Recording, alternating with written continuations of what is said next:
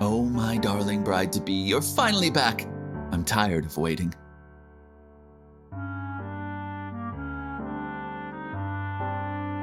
I know our wedding is important, but you don't have to tire yourself out on it.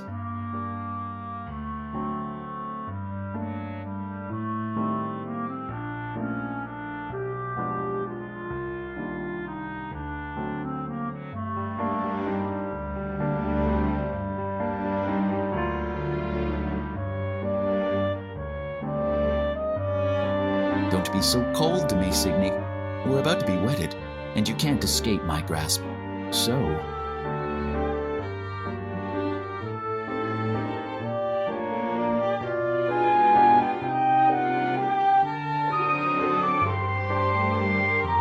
Cinny isn't your wife yet. Please show her some respect. Don't you dare take liberties with Cinny, even if she's agreed to marry you. Look at our dignified, useless prince. He does have an attitude, doesn't he? I believe I've warned you about intruding on us. Are you itching for another curse?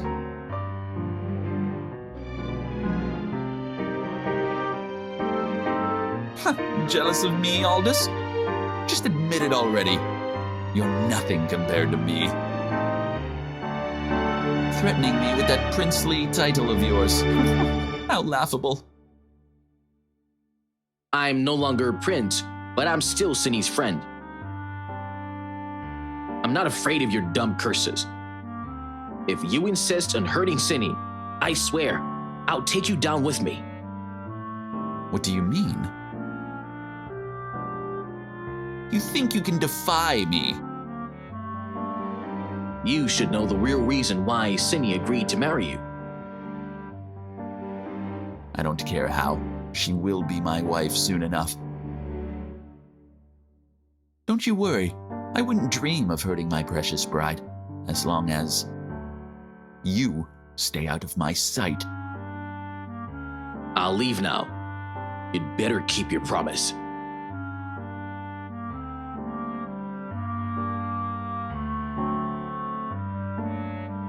Finally got rid of the bother. No one will disturb us now. Signy, shall I tell you a story? Of course you can't.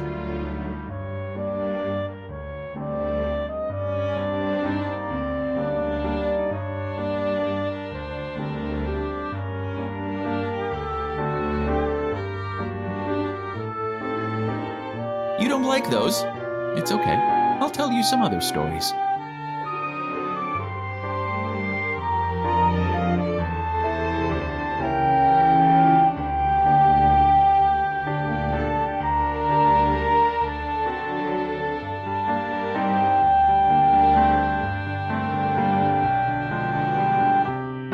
Since you don't like the crow story, I'll tell you the story of a boy instead.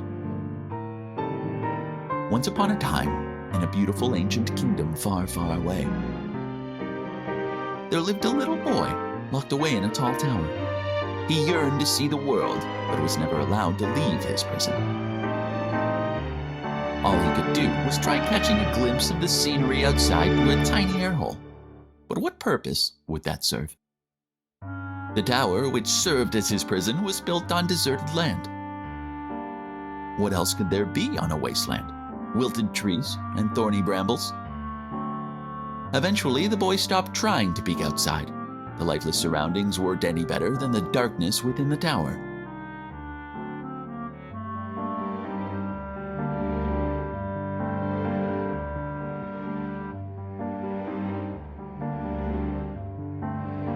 Fortunately, the little boy's fortune took a turn for the better shortly after his 7th birthday. He found his first and only friend in the form of an intimidating wizard who appeared out of nowhere. Can you even imagine that? Through the tiny air hole, the boy learned powerful magic from the wizard. He finally found a sense of purpose in his life. The kingdom eventually collapsed, and the boy was finally allowed to leave the tower. But what stood before him was nothing more than just ruins and rubble. Yet he couldn't care less. He had new ideals to pursue. He refused to waste any time reminiscing about his past. All who stood against him suffered their retributions. He is the sole winner in this game of life. Don't you agree?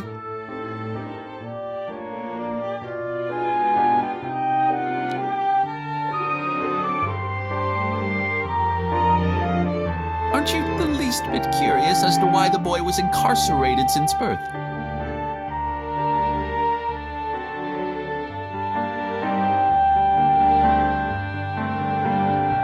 It was a curse.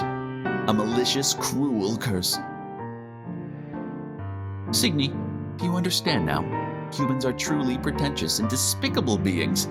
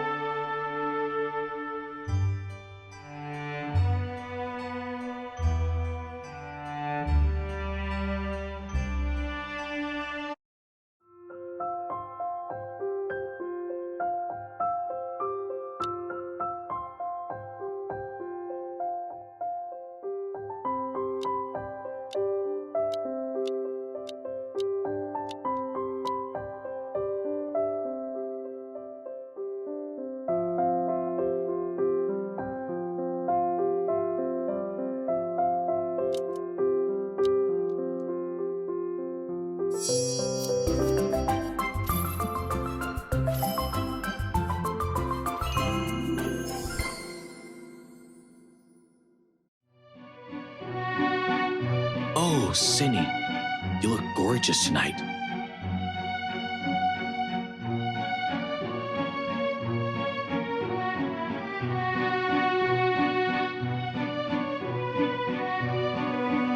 The banquet dinner won't be starting anytime soon. We can stay here for a while longer. Shall I tell you a story then?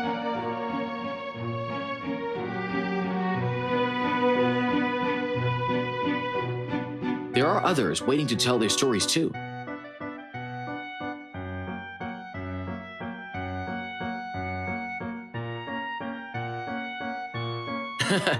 My story isn't very interesting though. I was just a normal prince before I was cursed. I was even naughtier than you were. I often climbed and hid in trees all night.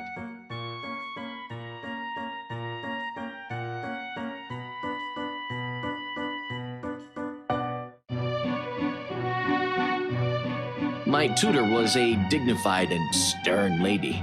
She complained to my father on many occasions, but I was never punished for it.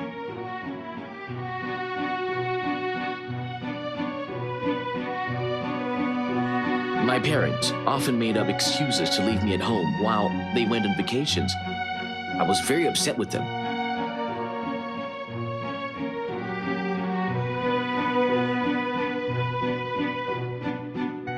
Yes, I wanted to show them how it feels when someone you love dearly disappears. They knew how I felt and never punished me. It gradually turned into a family game between us. They would scour the entire castle to find out which tree I was hiding in, bring me down, and take me on their trips.